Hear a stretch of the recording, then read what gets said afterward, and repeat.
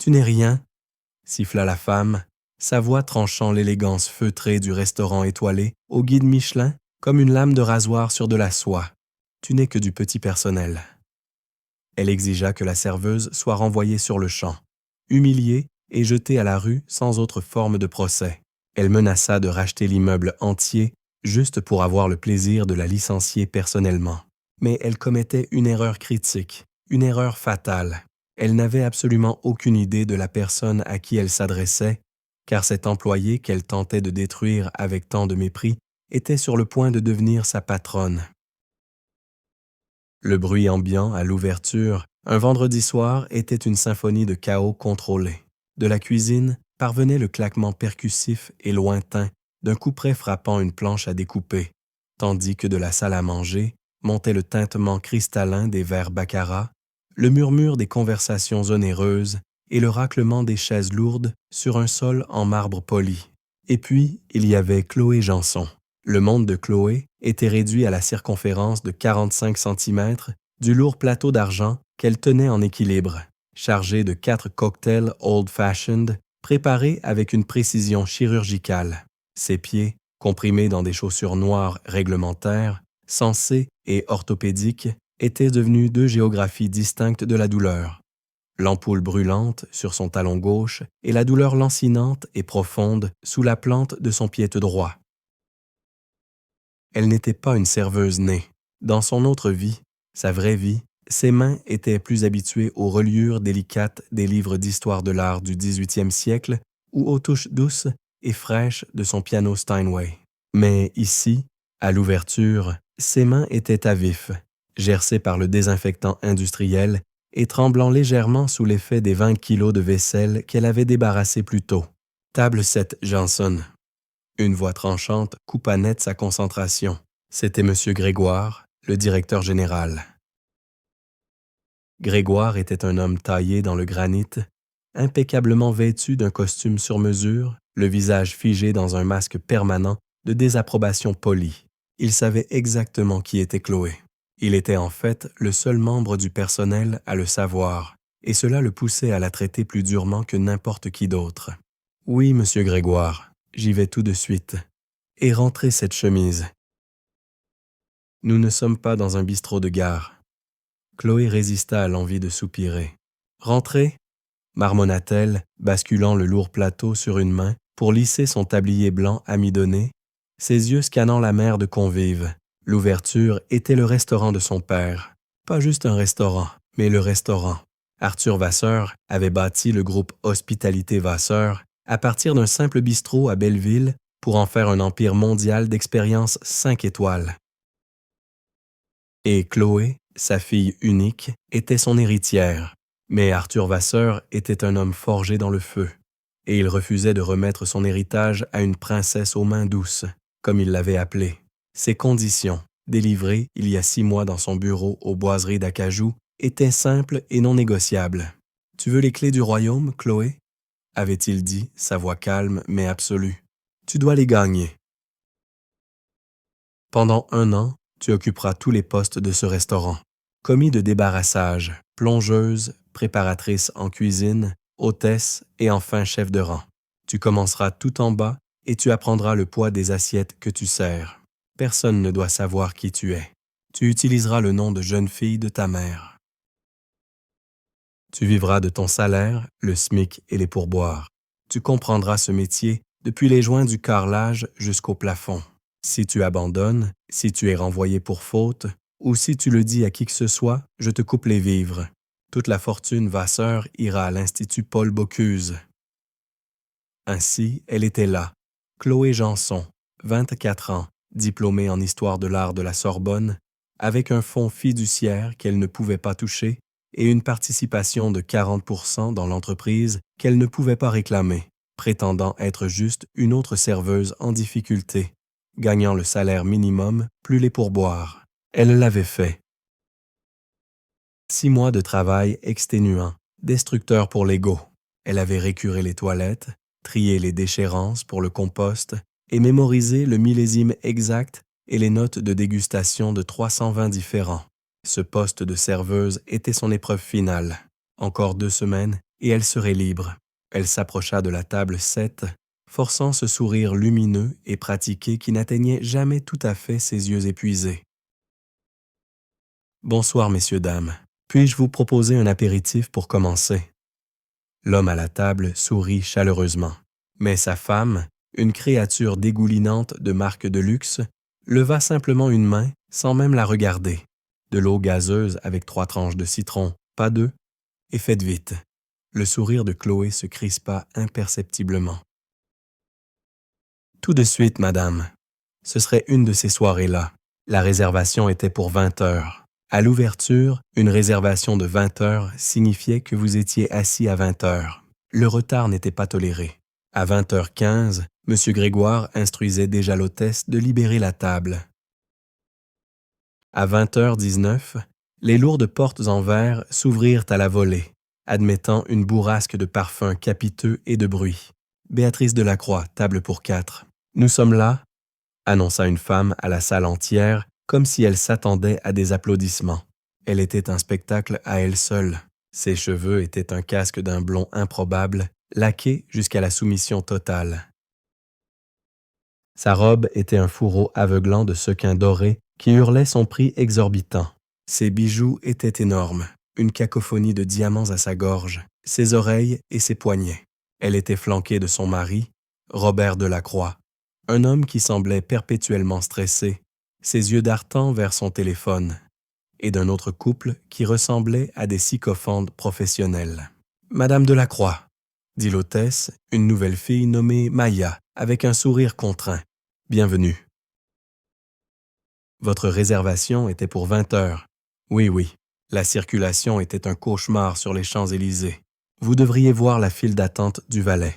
Vous devez vraiment parler à la mairie de ça. Maintenant, notre table.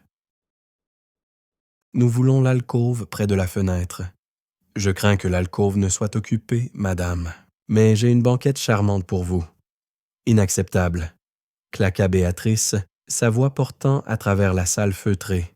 Savez-vous qui est mon mari? Robert Delacroix, Holding Delacroix. Il pourrait acheter ce petit restaurant 10 fois avant que son café ne refroidisse. Je veux cette table. Elle pointa du doigt une table de 4 personnes qui finissaient juste leur dessert. Madame, ses clients dînent encore. Alors déplacez-les. Monsieur Grégoire glissa vers eux, son visage un masque de diplomatie. Madame Delacroix, un plaisir. Permettez-moi de vous escorter à notre meilleure banquette centrale. Elle offre une vue excellente sur toute la salle. Il lui offrait une scène, faisant appel à son narcissisme. Cela fonctionna. Bon, très bien, mais je veux une bouteille de Dom Pérignon, 1998 sur glace, avant même que je m'assoie, et envoyez-moi votre meilleur serveur. Pas de débutant. Le groupe fut assis dans la section C, la section de Chloé. Grégoire tira Chloé à part, sa voix un sifflement bas. Janson, vous avez le groupe Delacroix. Table 11. Ne gâchez pas ça. Madame Delacroix est particulière. C'est une amie personnelle de M. Vasseur. Le sang de Chloé se glaça. Une amie de son père. C'était une nouvelle et terrible complication. Si cette femme connaissait son père, elle pourrait la reconnaître. Monsieur Grégoire, peut-être que... Non. Vous êtes la chef de rang senior à cet étage ce soir. C'est votre station. Gérez-le. Et Janson, elle s'y connaît en vin. N'essayez pas de lui vendre n'importe quoi. Et ne prétendez pas en savoir plus que vous n'en savez. Juste oui, madame, non, madame. Compris? Compris. Chloé lissa son tablier, attrapa 2 menus et marcha vers la banquette. Bonsoir, commença-t-elle, sa voix trahissant un léger tremblement. Je m'appelle Chloé, et je serai... Béatrice Delacroix leva les yeux de son téléphone, ses yeux lourdement soulignés de noir parcourant Chloé avec un dédain ouvert. Elle regarda les chaussures sensées de Chloé.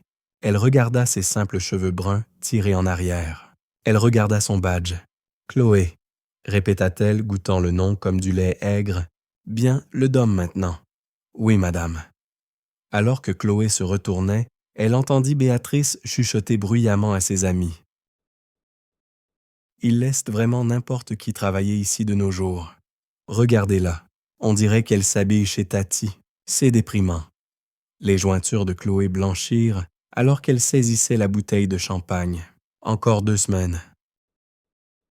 Elle devait juste survivre 2 semaines. Le dîner fut une épreuve par le feu. Le steak était trop saignant, puis trop carbonisé. L'eau n'était pas assez froide. L'éclairage lui donnait la migraine. À chaque plainte, Béatrice regardait Chloé et disait « Comprenez-vous même ce que je dis? Est-ce compliqué? » Robert Delacroix, son mari, ne disait rien, tapant juste furieusement sur son téléphone, le visage pâle. Le point de rupture arriva avec la carte des vins. Béatrice agita le lourd livre relié de cuir vers Chloé. « J'en ai assez de ça, dit-elle. Je veux quelque chose de spécial.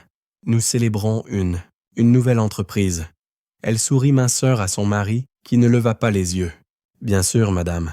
Notre sommelier recommande le Château Margaux 2014. »« Ennuyeux ?» cracha Béatrice. « Je veux la Romanée Conti, le 2012. Je sais que vous l'avez. » Chloé se figea. Le domaine de la Romanée Conti était une légende. C'était aussi 6 000 € la bouteille, et elle savait pertinemment qu'il n'avait pas le 2012. « Mes excuses, Madame Delacroix, » dit Chloé, gardant sa voix égale. « Nous avons actuellement le millésime 2016, mais je crains que le 2012 ne soit plus sur notre liste. » Les sourcils épilés de Béatrice bondirent vers la racine de ses cheveux. « Que voulez-vous dire, plus sur votre liste?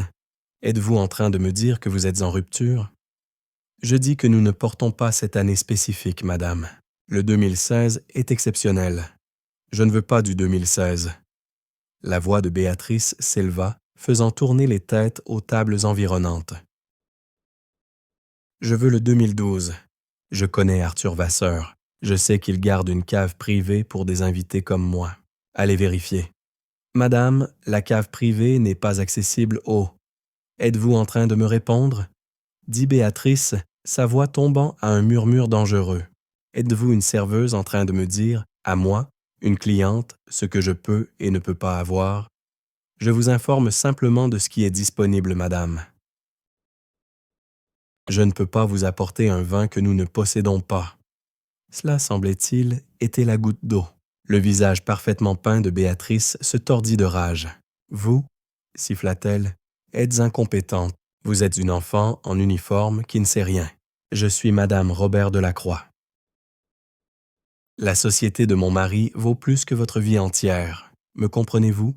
Vous ne me dites pas non. Vous allez et vous cherchez. » Elle se pencha, son parfum épais et écœurant. « Allez chercher votre directeur. J'ai fini de vous parler. Vous n'êtes que du personnel. » Les mots restèrent suspendus dans l'air, tranchants et laids.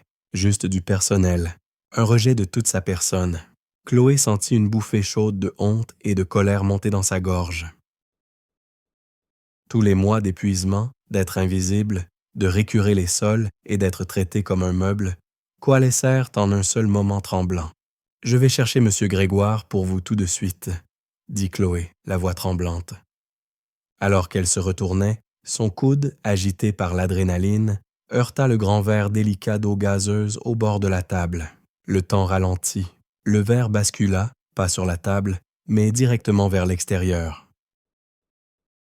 Un arc parfait d'eau, naviguant dans l'air et atterrissant avec un éclaboussement écœurant dans le sac Hermès Birkin, ouvert posé sur les genoux de Béatrice Delacroix. C'était un sac en crocodile à 30 000 €.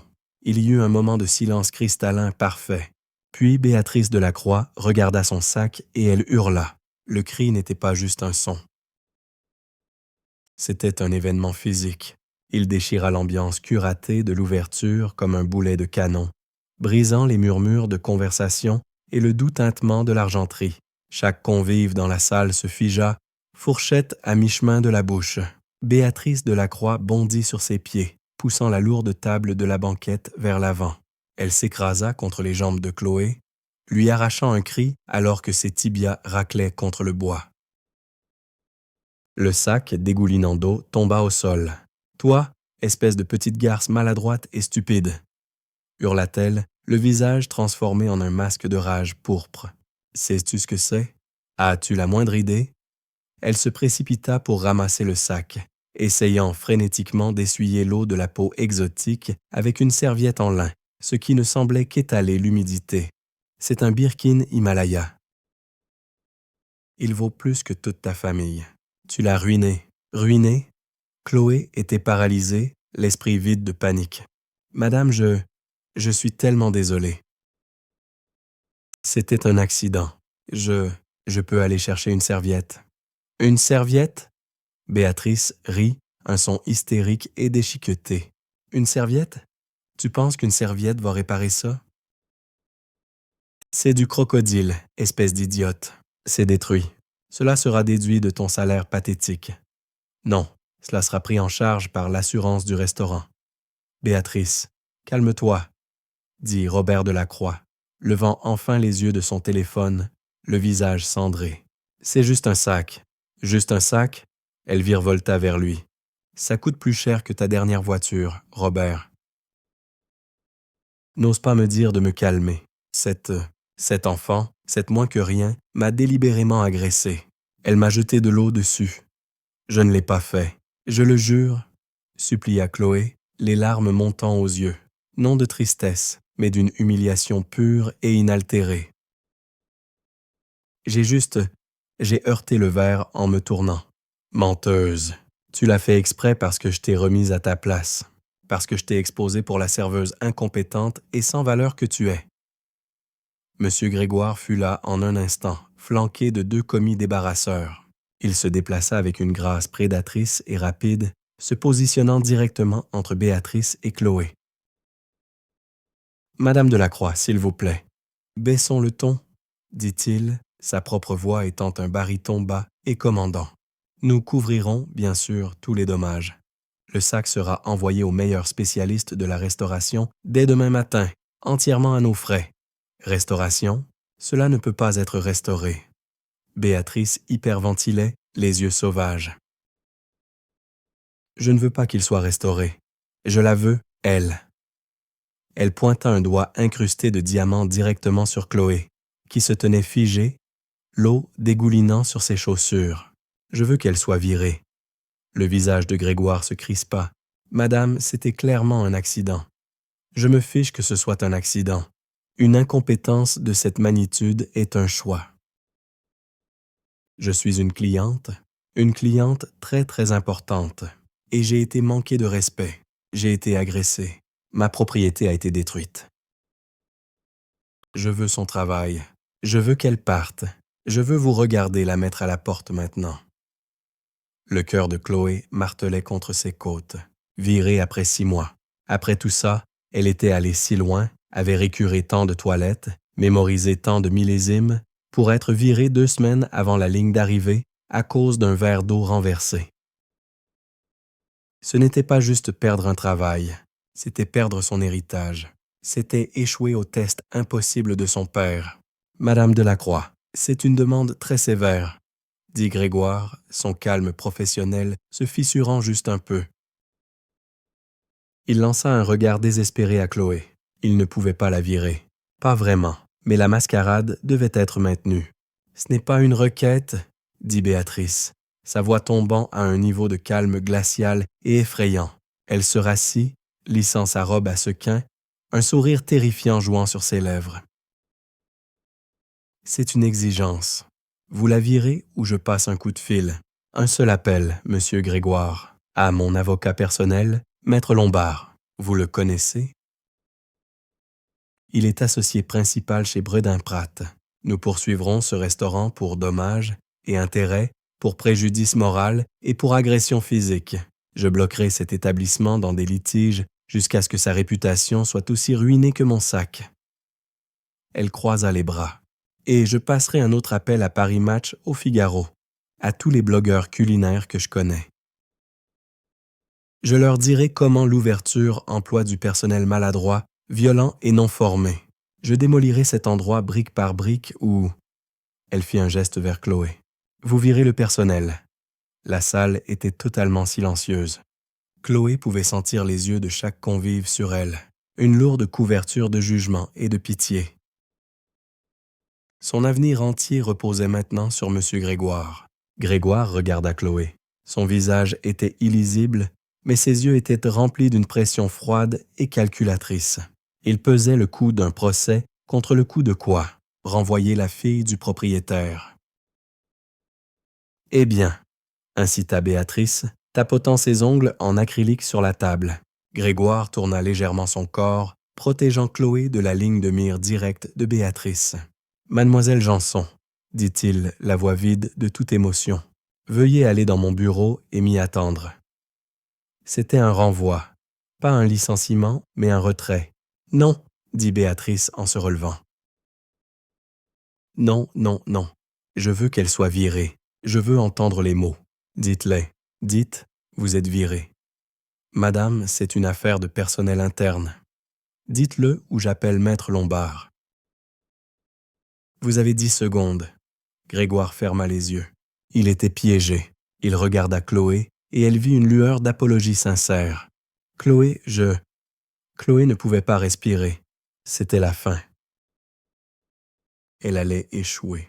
Elle a raison, chuchota Chloé, la voix se brisant. C'est bon, monsieur Grégoire. Je vais partir. Elle commença à défaire le nœud de son tablier, le simple lin semblant soudain peser 1 tonne de plomb. Bonne fille, roucoula Béatrice, un sourire triomphant s'étalant sur son visage. Vous voyez, elle connaît sa place. Maintenant, emballez vos affaires, Chloé. J'espère que vous avez apprécié votre petite incursion dans l'industrie du service, parce que je vous promets, après que j'en aurai fini, vous ne pourrez même pas obtenir un emploi chez McDonald's. Chloé tenait le tablier dans ses mains, toute combativité disparue, remplacée par un désespoir froid et creux. Attendez. La voix n'était pas celle de Grégoire. Ce n'était pas celle de Robert Delacroix. Elle venait du fond de la banquette. C'était le mari sycophante, celui qui n'avait pas dit un mot de toute la soirée. Il était pâle, fixant le visage de Chloé. « Attendez 1 minute, » dit-il en plissant les yeux. « Je vous connais. Votre nom de famille, Jansen, c'est le nom de votre mère. » Sarah Johnson. Chloé se figea, son sang se transformant en glace. « Quoi? Sarah Janson du conseil d'administration du Louvre? » Il insista. « Ma femme et moi avons fait don d'une œuvre l'année dernière. Je vous ai vu au gala avec Arthur Vasseur. » La tête de Béatrice Delacroix claqua vers l'homme. « Qu'est-ce que tu as dit, Thomas? Qu'est-ce que tu racontes? »« Je suis sérieux, Béatrice, » dit Thomas, les yeux écarquillés. « Elle ressemble exactement à Arthur. Oh mon Dieu, vous êtes Chloé Vasseur, n'est-ce pas? » Un nouveau silence, plus terrible encore, tomba. Le sourire triomphant de Béatrice vacilla, remplacé par un regard de confusion totale. « Vasseur, » répéta-t-elle. « Que veux-tu dire, Vasseur? » Le nom resta suspendu dans l'air, vibrant de signification. « Vasseur !» Le cœur de Chloé s'arrêta. C'était fini, la seule règle qu'elle ne pouvait pas enfreindre. Personne ne peut savoir qui tu es. Elle avait échoué. L'homme, Thomas, l'avait reconnue d'un seul gala de charité 2 ans auparavant. La confusion de Béatrice Delacroix cailla en suspicion. Elle fixa Chloé, la regarda vraiment comme si elle la voyait pour la première fois. Le chignon simple, les chaussures bon marché, les yeux fatigués, et en dessous, les pommettes hautes et la mâchoire forte inimitable d'Arthur Vasseur. « Vasseur !» chuchota Béatrice, le nom ayant un goût de cendre. « Tu es la fille d'Arthur. » Chloé ne dit rien, son visage se vidant de toute couleur. C'était à bien des égards pire que d'être virée. C'était une exposition publique. C'était échouer au test à un niveau fondamental. Béatrice, cependant, traita cette nouvelle information, non pas avec des excuses, mais avec un nouvel angle d'attaque, plus tranchant. Elle ne voyait pas la fille d'un ami. Elle voyait une rivale, une princesse jouant à la dinette, se moquant d'elle. « Eh bien, eh bien, eh bien !» ricana Béatrice, sa voix regagnant sa puissance. Une princesse en haillons. Quelle pathétique! Ton père te fait servir les tables? A-t-il si honte de toi? Madame, essaya d'intervenir M. Grégoire, le visage pâle d'alarme. Non, Béatrice claqua levant une main. C'est riche. C'est mieux que je ne le pensais. Alors, tu es la petite fille d'Arthur, s'encanaillant avec les paysans, et tu as renversé de l'eau sur mon birkin. Tu pensais être mignonne, n'est-ce pas? Une petite rébellion. C'était un accident, insista Chloé, sa voix montant. Oh, je suis sûre que c'en était un, mais peu importe qui est ton père. En fait, ça rend les choses pires. Toi, plus que quiconque, devrais connaître la valeur de la propriété. Toi, plus que quiconque, devrais savoir comment te comporter. Béatrice tourna son regard vers Grégoire, ses yeux brillants de malice. Cela ne change rien, monsieur Grégoire. En fait, cela change tout. Ce n'est pas juste une serveuse incompétente. C'est du népotisme. C'est un danger. Arthur met sa propre fille, non qualifiée et maladroite en salle, mettant en danger ses patrons et leurs biens. C'est un scandale. La presse va adorer ça. L'héritière du milliardaire détruit un sac à main inestimable en jouant à la pauvre. Oh, je vois déjà les gros titres. Elle faisait les 100 pas maintenant, énergisée par sa propre cruauté. C'est une offense pire. J'appelle toujours Maître Lombard. J'exige toujours qu'elle soit virée. Et maintenant, j'exige de parler au propriétaire. Je veux Arthur Vasseur ici. Maintenant, Madame Delacroix, s'il vous plaît, plaida Grégoire. Monsieur Vasseur n'est pas dans le bâtiment ce soir. Menteur, hurla-t-elle. Sa voiture est dans le garage privé, une Bentley noire. Je l'ai vue quand nous sommes arrivés. N'osez pas me mentir. Cherchez-le ou je commence à passer des appels. Et je n'appelle pas juste mon avocat. J'appelle la presse à scandale. Voyons comment Arthur aime voir son restaurant, son héritage, traîné dans la boue par sa propre gosse gâtée. Robert Delacroix se leva enfin. Béatrice, pour l'amour de Dieu, arrête ça. Tu fais une scène. C'est un sac. Je t'en achèterai 2 autres. Tais-toi, Robert, siffla-t-elle, se tournant vers son mari. Tu ne comprends pas, n'est-ce pas? Ce n'est pas à propos du sac. C'est une question de principe. C'est une question de respect. Cette chose m'a manqué de respect, et je ne le supporterai pas. Elle pointa son doigt vers Grégoire. Vous avez 60 secondes pour faire venir Arthur Vasseur, ou je franchis cette porte et je détruis ce restaurant. Et je dirai à Arthur que vous m'avez laissé faire, que vous avez permis que cela arrive. Grégoire était piégé.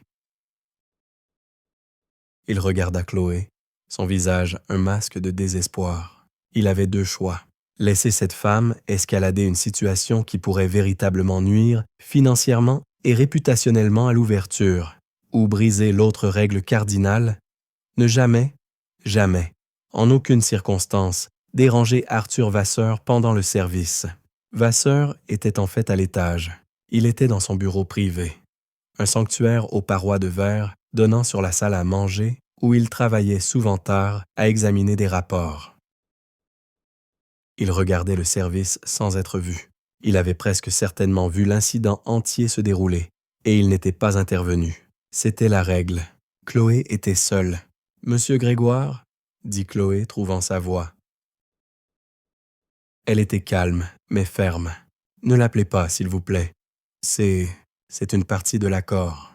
Je ne peux pas. » Il ne peut pas s'impliquer. Béatrice laissa échapper un rire moqueur et tranchant. « Oh, l'accord. Quel accord reste, chérie? Celui où tu prétends être pauvre jusqu'à ce que papa s'ennuie et t'achète un nouveau poney? Tu n'as aucun pouvoir ici. Tu es une usurpatrice. » Elle se pencha tout près, si près que Chloé pouvait sentir le champagne rance dans son haleine. Tu es juste comme tout le reste du personnel, mais en pire. Tu es une touriste. Tu joues à un jeu pendant que le reste d'entre nous vit dans le monde réel. Tu n'es rien. Et ton père me remerciera de t'avoir appris cette leçon. Ça suffit. La voix était de glace. Elle n'était pas forte, mais elle coupa la tirade de Béatrice comme un scalpel de chirurgien. Monsieur Grégoire recula, le soulagement et la terreur se disputant son visage. Les autres convives, qui avaient observé avec une attention captivée, se tournèrent. Le cœur de Chloé tomba dans son estomac. Debout au bord de la section, les mains jointes derrière le dos, se tenait Arthur Vasseur. Il n'était pas en uniforme de chef. Il portait un costume 3 pièces sur mesure, gris anthracite, ses cheveux argentés parfaitement peignés, ses yeux bleus aussi froids qu'un ciel d'hiver. Il ressemblait moins à un restaurateur qu'à un roi surveillant un champ de bataille. Il avait brisé sa propre règle. Pour comprendre Arthur Vasseur, il fallait comprendre le bac à graisse du restaurant de son père en 1975. Arthur, alors âgé de 15 ans, avait passé un été à plonger ses bras jusqu'aux épaules dans la graisse rance et figée, débouchant les tuyaux pour quelques francs de l'heure. Il avait appris plus sur les affaires avec ce bac à graisse que dans n'importe quel cours à HEC. Il avait appris que le travail, le vrai travail, était lourd. C'était sale, c'était humiliant et c'était honnête. Il avait appris que la personne qui nettoyait le bac à graisse était plus essentielle à la survie du restaurant que le client qui commandait le steak le plus cher, car sans cette personne, tout le système s'effondrait dans sa propre crasse. Il avait bâti son empire sur ce principe. Il respectait le travail. Il aimait sa fille Chloé plus que tout. Il aimait son intelligence, sa gentillesse, sa passion pour l'art. Mais il était terrifié de l'avoir élevée dans un monde si doux, si privilégié, qu'elle n'avait aucun concept du bac à graisse. Elle n'avait jamais eu à plonger ses bras dans la crasse. Elle n'avait jamais rien gagné. Pas vraiment. L'accord était sa dernière tentative désespérée pour forger de l'acier. Il se fichait qu'elle sache gérer un tableur Excel. Ses directeurs financiers pouvaient faire ça. Il avait besoin de savoir si elle pouvait faire face à l'humiliation et ne pas se briser. Il avait besoin de savoir si elle pouvait comprendre le poids du tablier avant de prétendre dire aux autres comment le porter. Il avait observé depuis son bureau une boîte à miroirs sans teint au-dessus de la salle à manger. Il avait vu la rencontre entière et agonisante. Il avait vu Béatrice Delacroix, une femme qu'il connaissait de loin des circuits de charité, une femme qu'il avait toujours secrètement détestée, la trouvant un exemple parfait de l'argent vide et arrogant, intimider sa fille. Il avait vu Chloé gérer la demande de vin avec un professionnalisme parfait.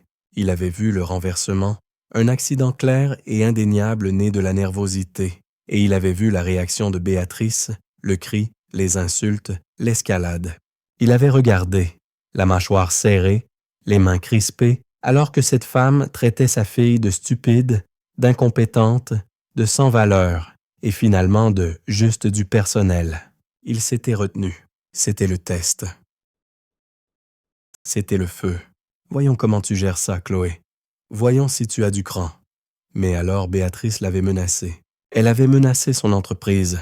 Elle avait menacé d'appeler la presse. Elle avait franchi une ligne, passant d'une attaque personnelle contre une serveuse à une attaque corporative contre son héritage. Et puis elle avait exigé que Chloé soit virée. Arthur Vasseur avait des règles, mais il en avait une qui supplantait toutes les autres. On ne menace pas ma famille. On ne menace pas mon entreprise. Béatrice venait de faire les deux. Alors il descendit l'escalier privé, ses pas silencieux sur les marches moquetées, et émergea dans la salle à manger. Le changement dans l'atmosphère de la pièce fut immédiat. Si M. Grégoire était l'exécuteur, Arthur Vasseur était la source de la loi elle-même. Béatrice, en le voyant, changea immédiatement tout son comportement. Sa rage se dissolut, remplacée par un sourire flagorneur et brûlant. Elle se précipita vers lui, les mains tendues. « Arthur, Dieu merci !» s'extasia-t-elle comme s'ils étaient les plus vieux et les plus chers amis. « Je suis tellement contente que tu sois là. Nous vivons l'expérience la plus épouvantable. » Arthur Vasseur ne sourit pas. Il ne bougea pas. Il garda ses mains jointes derrière son dos. « Béatrice, dit-il. Sa voix était plate. Ton personnel, commença-t-elle, pointant un doigt dramatique vers Chloé, est un désastre absolu. Cette fille. D'abord, elle discute avec moi sur la carte des vins. Ensuite, elle déverse délibérément un verre entier d'eau sur mon nouveau Birkin. Et quand je me suis plainte, elle a été impolie. Et ton directeur, elle se moqua de Grégoire, a refusé de faire quoi que ce soit à ce sujet. Chloé regardait. son tablier toujours serré dans ses mains. Elle sentait un détachement étrange et froid. Elle n'était plus une employée. Elle n'était même plus une fille. Elle était une spectatrice de sa propre exécution. J'ai exigé qu'elle soit virée. Bien sûr, continua Béatrice en ébouriffant ses cheveux. Une incompétence pareille. Eh bien, tu comprends, Arthur. Tu es un homme de standard. Mais Grégoire a refusé. Et puis, eh bien, tu ne croiras jamais ça. Thomas, ici présent.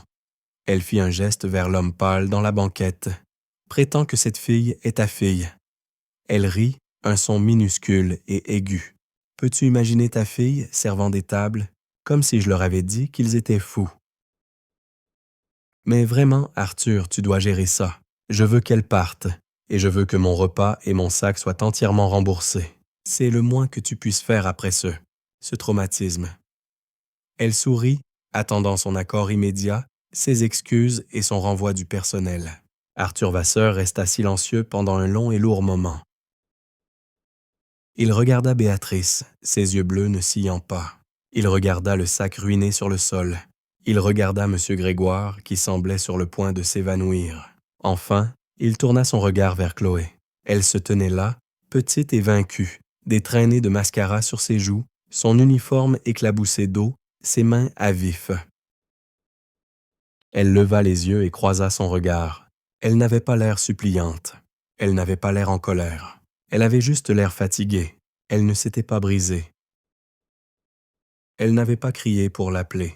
Elle n'avait pas utilisé son nom.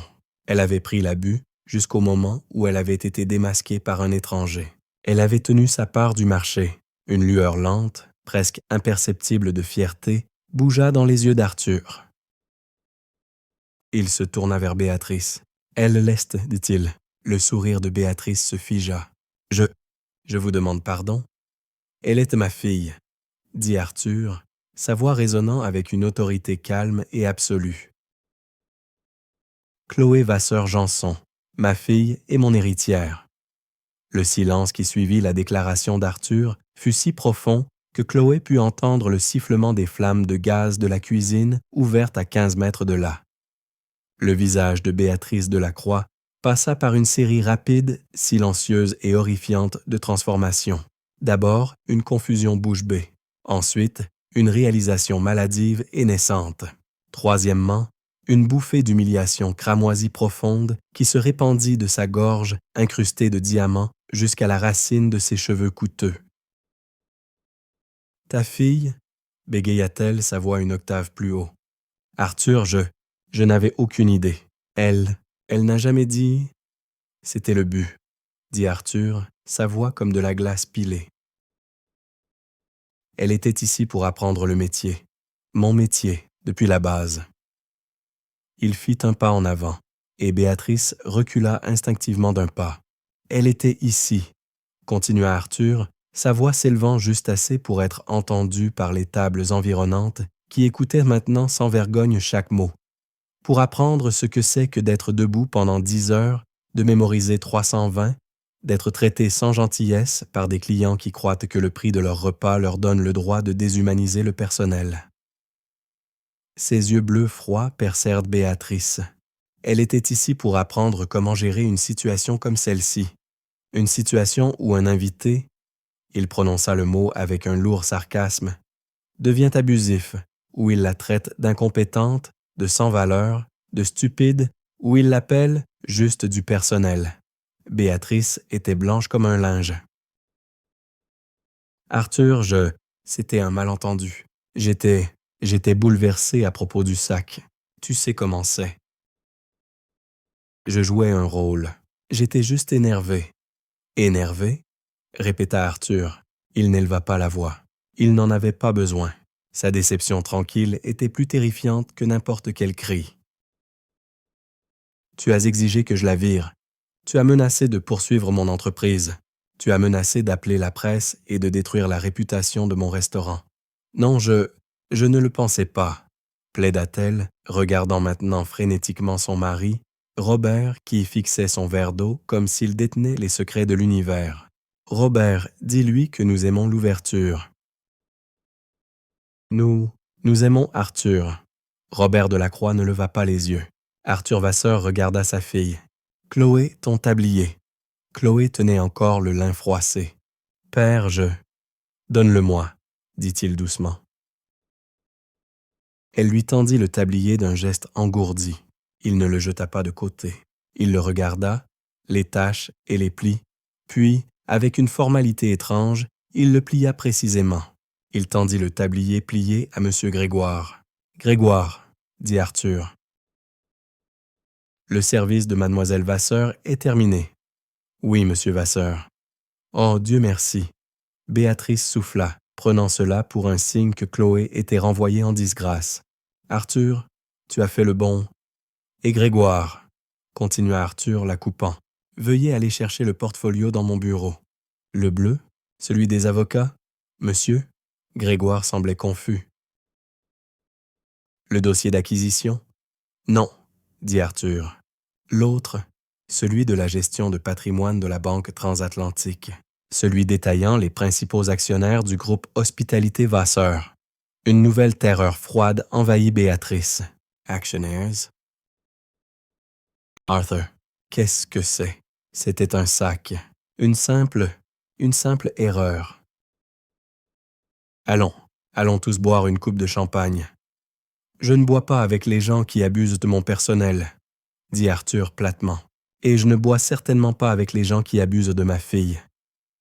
Monsieur Grégoire revint un instant plus tard, tenant un épais portfolio relié de cuir. Il le tendit à Arthur. Arthur Vasseur ne l'ouvrit pas. Il le tint simplement. « Tu sembles être sous beaucoup de fausses impressions ce soir, Béatrice, » dit Arthur. « Clarifions-les. Premièrement, dit-il, tu crois que ma fille n'est que du personnel. C'est incorrect. Chloé, il regarda sa fille, a terminé son année de service ce soir. 2 semaines en avance, elle a réussi. Une larme, celle-ci de pur soulagement, glissa sur la joue de Chloé. Deuxièmement, continua Arthur, tu crois qu'elle est une enfant gâtée jouant à un jeu. C'est aussi incorrect. Ce jeu, comme tu l'as appelé, était mon exigence pour qu'elle prenne son siège au conseil d'administration. Un siège qu'elle détient en fiducie depuis son 21e anniversaire. Béatrice tremblait visiblement. Et troisièmement, dit Arthur en tapotant le portfolio en cuir, tu sembles croire que je suis celui que tu as besoin d'impressionner, que je suis le seul propriétaire de cet établissement. Cela aussi est incorrect. Il se tourna et tendit le portfolio à Chloé. Depuis son 25e anniversaire le mois dernier, annonça Arthur à la salle, les termes du pacte familial Vasseur ont été exécutés. Ma fille, Chloé Vasseur-Janson, n'est plus seulement mon héritière. Elle est, à partir de ce moment, la vice-présidente des opérations par intérim et l'actionnaire majoritaire à 40% du groupe Hospitalité Vasseur. Il fit une pause, laissant les mots atterrir.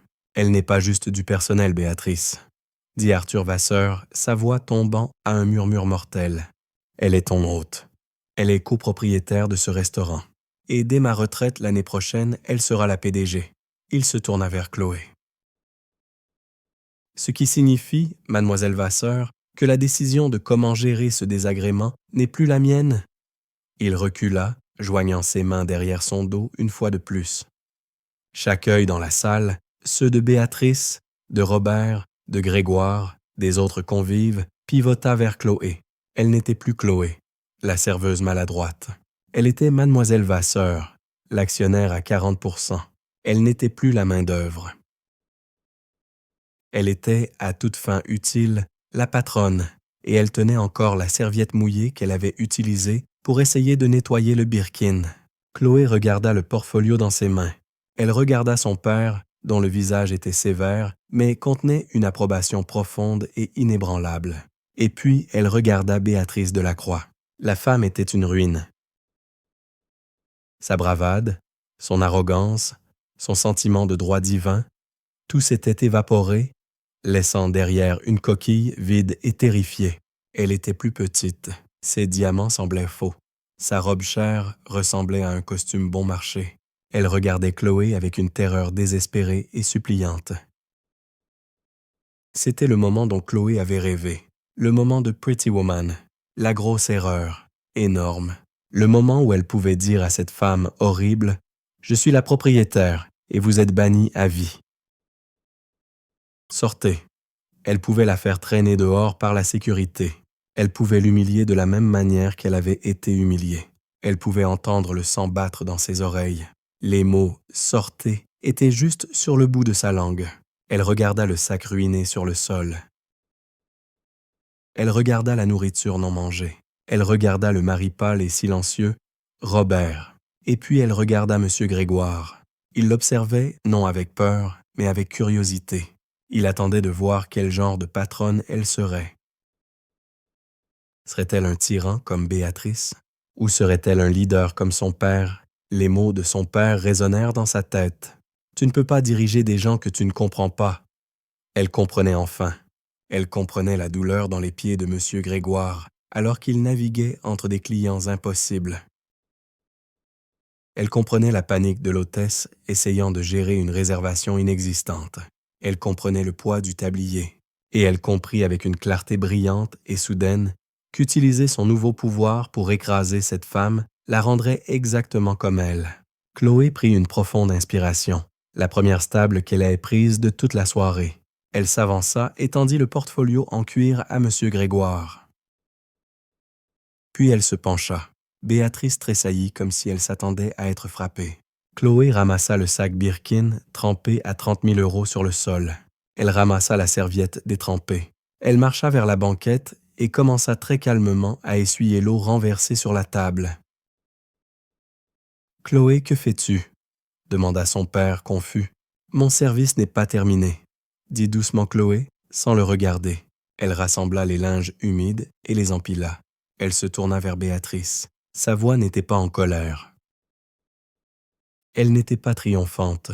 Elle était juste calme. « Madame Delacroix, » dit Chloé, « je suis vraiment désolée d'avoir renversé de l'eau sur votre sac à main. C'était un accident, mais c'était ma faute.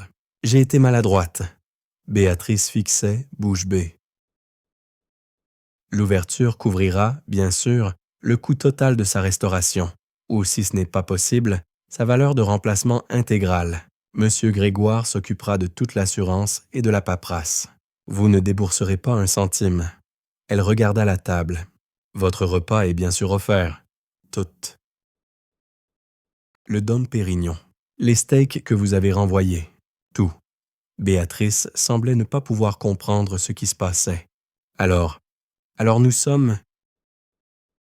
C'est bon, chuchota-t-elle, osant espérer. Non, dit Chloé, le mot atterrissant avec une finalité simple et dévastatrice. Mon père, continua Chloé, faisant un geste vers Arthur, a construit ce restaurant pour être un sanctuaire, un endroit où les gens viennent célébrer, s'échapper, vivre quelque chose de beau. Il l'a construit sur une fondation de respect. Respect pour la nourriture, respect pour le métier et respect pour les gens. Tous les gens qui travaillent pour créer cette expérience. Elle regarda directement dans les yeux de Béatrice. Vous avez violé cela. Vous avez été cruel, pas seulement envers moi, mais envers l'hôtesse, envers Monsieur Grégoire. Vous avez hurlé. Vous avez menacé. Vous m'avez appelé juste du personnel. Il y a plus de 100 personnes qui travaillent dans ce bâtiment en ce moment, Madame Delacroix. Plongeurs, commis, serveurs, sommeliers. Ils ne sont pas juste du personnel. Ils sont le restaurant. Ils sont tout. Chloé lissa son pantalon. Alors oui, nous paierons pour votre sac et nous paierons pour votre repas. Mais vous avez terminé. Votre réservation est annulée définitivement. Votre nom, Madame Delacroix, sera signalé dans notre système global. Vous n'êtes plus la bienvenue à l'ouverture. Vous n'êtes plus la bienvenue dans aucune propriété du groupe Hospitalité Vasseur, où que ce soit dans le monde. C'était une condamnation à perpétuité délivrée sans un seul décibel élevé. C'était une exécution corporative propre. Béatrice bafouilla. Vous ne pouvez pas, Arthur, dis-lui. C'est une enfant. Elle ne sait pas. Arthur Vasseur sourit d'un vrai sourire fier. Elle est l'actionnaire à 40%. La décision reste la sienne et je suis d'accord. Il se tourna vers M. Grégoire. « Veuillez emballer leur nourriture. Ils peuvent la manger chez eux? »« Oui, Monsieur Vasseur. »« Et Monsieur Grégoire, » ajouta Chloé, sa voix ferme. « Oui, Mademoiselle Vasseur. Veuillez prendre la valeur de remplacement intégrale du sac, 30 000 €, et divisez-la comme une prime entre chaque employé travaillant à l'étage ce soir. Des commis au plongeur. »« Chloé, » dit son père surpris. « Ils l'ont gagné, » dit Chloé. « Ils ont dû écouter ça. » Béatrice Delacroix émit un son comme un ballon qui se dégonfle. Elle avait perdu complètement. Elle était bannie, elle était humiliée. Et maintenant, l'argent pour son propre sac était donné au personnel qu'elle avait insulté. Elle se tourna, son visage un masque de haine. Et pour la première fois, elle regarda son mari. « Robert, vas-tu rester assis là? Dis quelque chose. Défends-moi. Détruis-les. Appelle Lombard. Fais quelque chose. » Et pour la première fois de la soirée, Robert Delacroix leva enfin, lentement, la tête de son téléphone. Il regarda sa femme. Il regarda Arthur Vasseur. Il regarda Chloé. Et lui aussi sourit. « Non, » dit-il, sa voix étonnamment claire, « je ne pense pas que je le ferai. » Béatrice Delacroix se figea, le sang se retirant de son visage déjà pâle. « Quoi? Qu'est-ce que tu as dit? » Robert Delacroix posa soigneusement son téléphone face contre la table. Il prit une gorgée de son eau. Il regarda sa femme et tout le stress, toute la peur avait disparu de son visage. Il avait l'air soulagé. « J'ai dit, Béatrice, » répéta-t-il. « Non, je n'appellerai pas Maître Lombard. Je ne te défendrai pas. Et je ne détruirai certainement pas Monsieur Vasseur, que j'ai toujours admiré. Robert, as-tu perdu la tête? » hurla-t-elle, sa voix se brisant. « Je suis ta femme? Ah, » dit Robert en joignant ses doigts. « C'est là que tu as tort. C'est la nouvelle entreprise que nous célébrions ce soir. » Il regarda Arthur et Chloé. « Mes excuses pour son comportement ce soir. Vous voyez, elle a été sous beaucoup de stress. Notre divorce a été finalisé ce matin. » La salle à manger, qui avait déjà été silencieuse, sembla atteindre un nouveau niveau de vide. La mâchoire de Chloé tomba littéralement. « Divorce » chuchota Béatrice, ses mains tremblant. « Robert, ce n'est pas drôle. » « Arrête ça.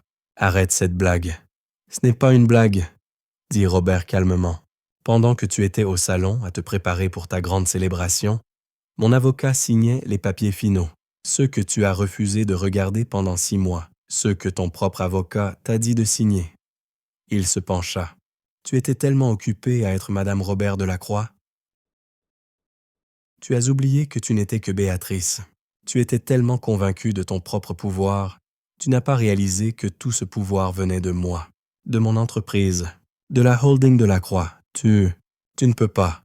Je peux, dit-il. Et je l'ai fait. Tu te souviens de ce téléphone sur lequel j'ai été toute la soirée? Je ne tradais pas des actions. J'étais en conférence téléphonique avec ma banque, la Banque Transatlantique, justement, et mon équipe juridique. Il prit son téléphone. À 20h45 exactement, il regarda sa montre.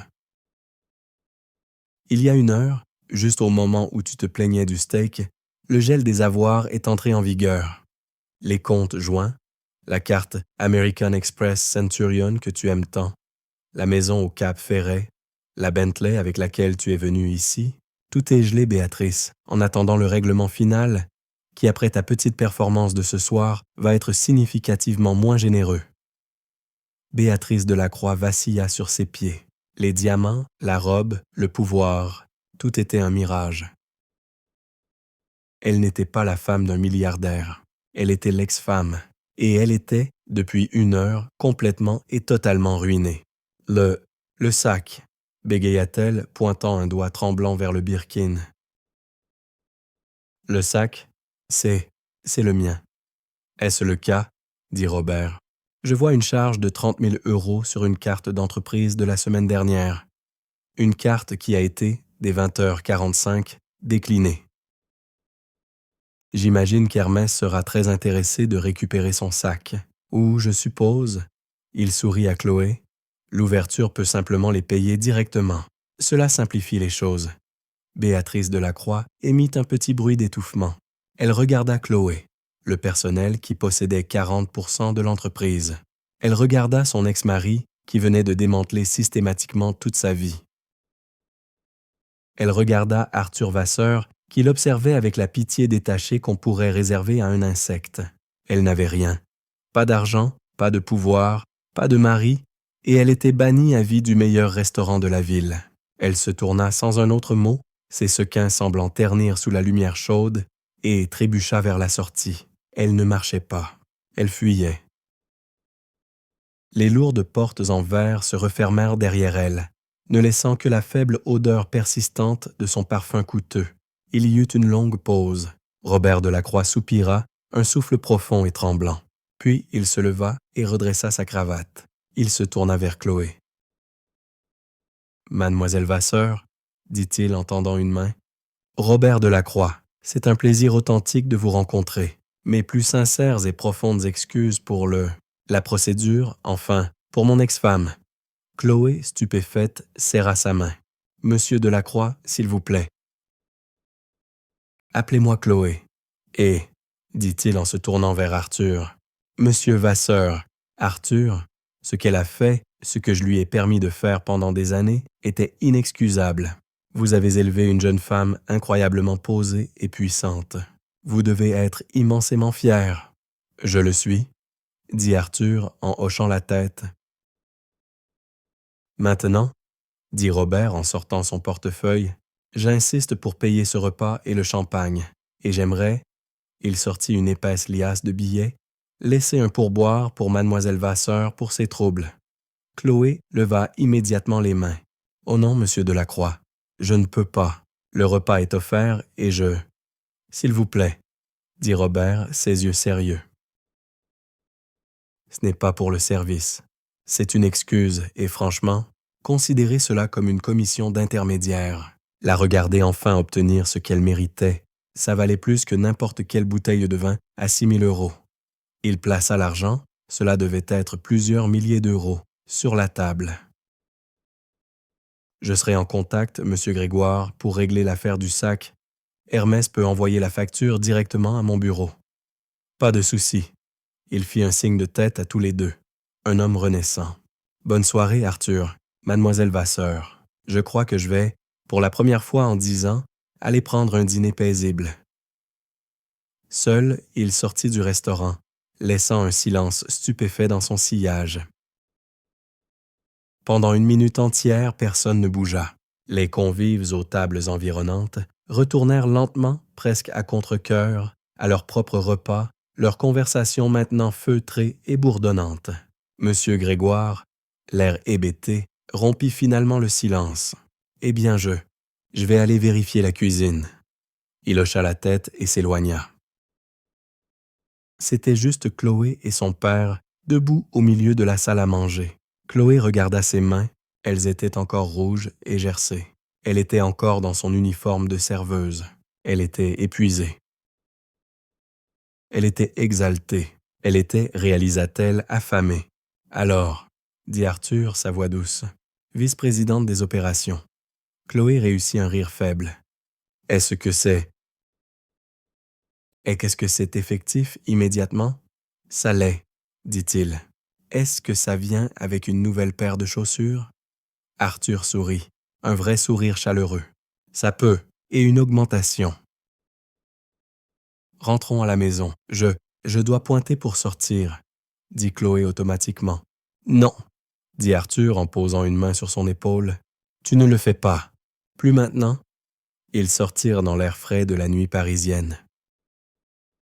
Alors que le valet sprintait pour récupérer la Bentley noire, Arthur se tourna vers elle. « Tu as échoué, tu sais, » dit-il doucement. La tête de Chloé claqua vers le haut, son cœur sombrant. « Quoi? Tu as échoué au test, » dit-il, regardant droit devant alors que la voiture s'arrêtait. La règle était que personne ne peut savoir qui tu es. Tu as été découverte. Mais père, je ne lui ai pas dit. L'homme, Thomas, il m'a juste reconnu. Ça ne fait rien, dit Arthur. Tu as été compromise. Tu as échoué. Chloé sentit le sol se dérober sous ses pieds après tout ça. Alors qu'est-ce que ça veut dire? Arthur se tourna vers elle, son expression illisible. Ça veut dire, dit-il, que le test était imparfait. J'avais tort. Je testais ton cran, essayant de voir si tu pouvais survivre au feu. Mais ce que tu as fait après le feu, c'est ce qui compte. Il ouvrit la portière de la voiture pour elle. Quand tu avais tout le pouvoir, tu ne l'as pas utilisé pour l'écraser. Tu ne t'es pas abaissé à son niveau. Tu l'as utilisé pour protéger mon personnel. Tu as défendu le restaurant.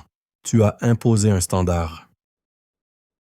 Tu n'as pas agi comme une héritière, mais comme une propriétaire. Il monta à côté d'elle. « Où aller, mademoiselle Vasseur ?» demanda le chauffeur. Chloé réfléchit un instant. Elle pensa au menu dégustation à 500 €, au caviar, aux truffes. « Tu sais quoi ?» dit-elle, un vrai sourire espiègle s'étalant sur son visage. « Je meurs d'envie d'une de ces crêpes grasses au fromage du stand en bas de la rue, celle que je pouvais à peine me permettre avec mon salaire. » Arthur Vasseur regarda sa fille. Il rit, un rire profond, fort et heureux. « Chauffeur, » dit-il, « trouvez la crêperie la plus grasse que vous puissiez et achetez tout le stock. Le pouvoir n'est pas à propos de la force avec laquelle vous pouvez crier. C'est à propos de la force que vous pouvez avoir quand vous êtes calme. » Chloé apprit qu'on n'a pas besoin de devenir un monstre pour en vaincre un. La prochaine fois que vous voyez quelqu'un en uniforme, rappelez-vous que vous n'avez aucune idée de la personne à qui vous parlez. Ils ne sont pas juste du personnel. Ils pourraient bien posséder l'endroit.